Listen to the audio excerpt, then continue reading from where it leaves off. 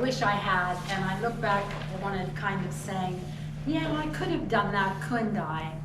Well, the reason that I suddenly became distraught with all these thoughts in my mind was not because my granddaughter Madeline was having a wonderful race beating out her cousins, and the family was cheering them on as they went around these tracks.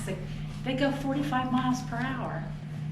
Needless to say, I'm watching this and I get this sudden thing that says, look back, wait, do you know what, do you remember? And it occurred to me that I had a memory that related to something like this that I had no idea was there. The memory was that as a 10-year-old, my father took me to the Bloomsbury, the York Fair. So the fairgrounds had bumper cars. And if you don't know what a bumper car is, they're just cars that you get in and you drive and you bang into other people and you try to get around the track.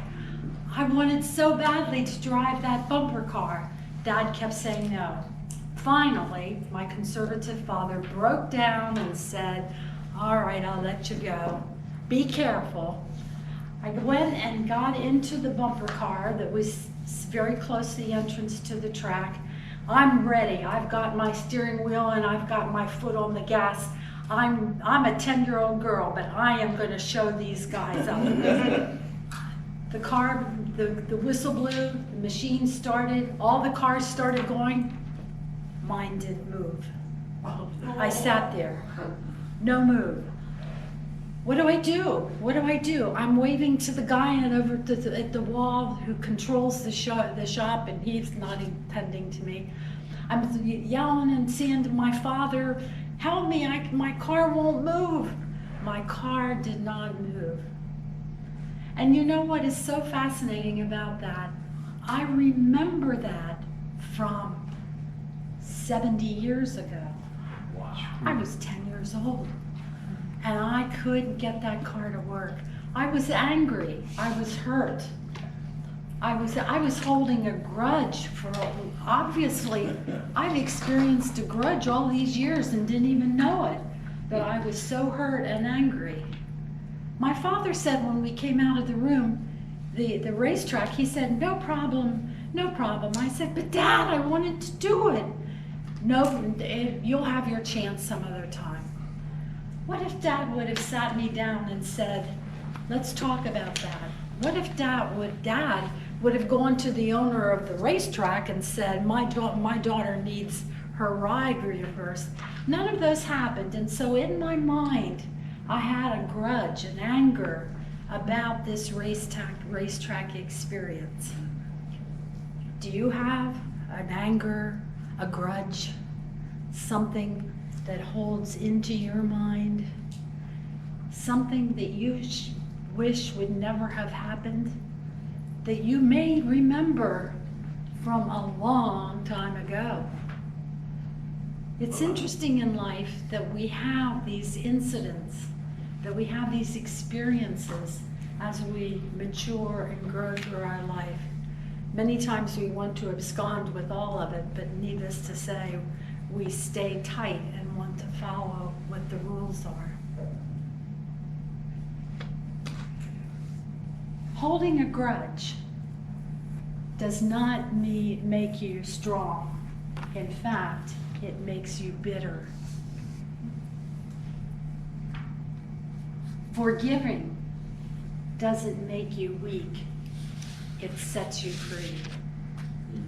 Look at your life and begin to think, gee, maybe there is something different here. Maybe I can look at an experience that I have held a grudge. Grudge is a strange word, I think. It's a word that even almost vocalizes the feeling that I am being hurt. There is something wrong. When they have done studies of people in different cultures, it has been discovered that people who hold grudges, who are clinging to something that was done to or for them and was hurtful to them, they have shorter lifespans, they have more blood pressure problems, they have more heart problems, they have more health problems.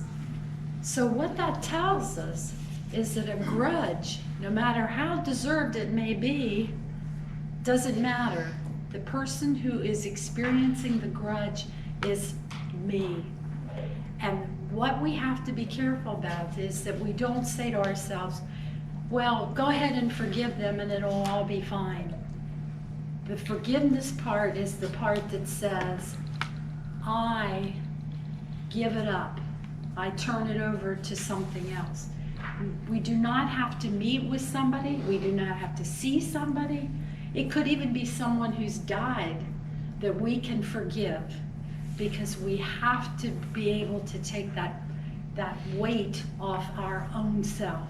There's no doubt that if you are suffering that pain in your own life, it's not going to do you any good to sit and suffer with it.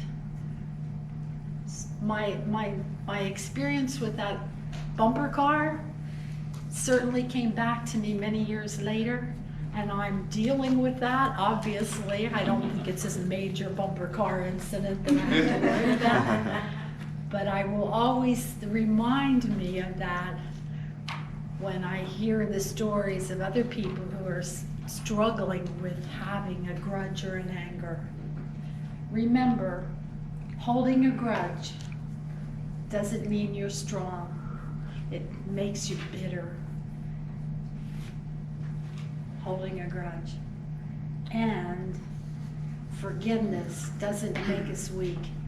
It sets us free. Go give up that grudge. Ooh.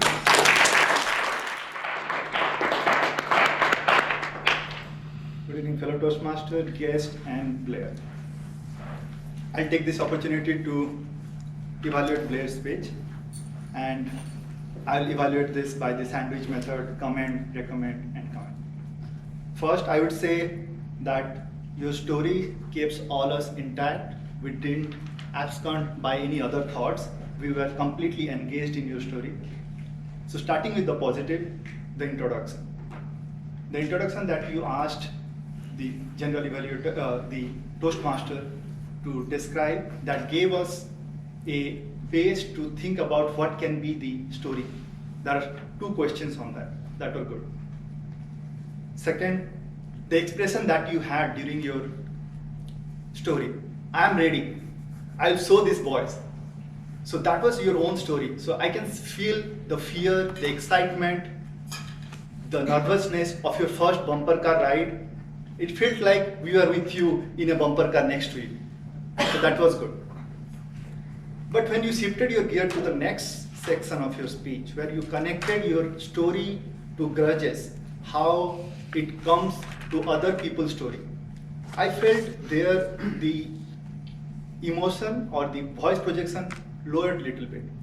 Maybe you're looking into this small piece of paper, but if there you could have added a little bit the grudges or the fear or the forgiveness in that little expression, that would have hit it more, but that's fine.